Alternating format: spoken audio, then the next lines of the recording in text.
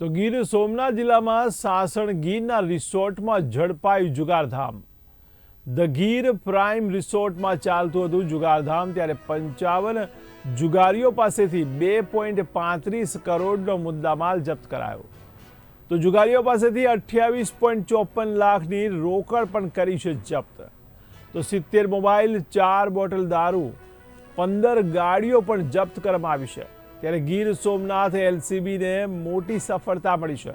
ત્યારે તમામ જુગારીઓ કડી કલોલ બાજુના હોવાનું ખુલ્યું છે. ત્યારે આરોપીઓને રાખવા માટે પોલીસ સ્ટેશનનું લોકઅપ પણ નાનું પડ્યું હતું.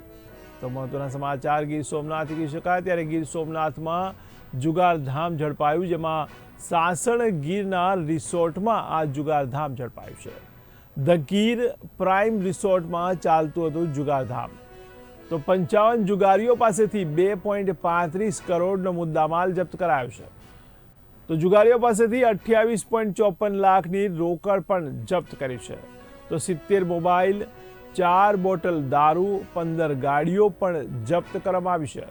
તો ગીર સોમનાથ એલસીબીને મોટી સફળતા મળી છે, જેમાં તમામ જુગારીઓ કડી કલોલ બાજુના હોવાનું ખુલ્યું છે. ત્યારે આરોપીઓને રાખવા માટે પોલીસ સ્ટેશનનું લોકઅપ પણ ટૂંકું પડ્યું હતું.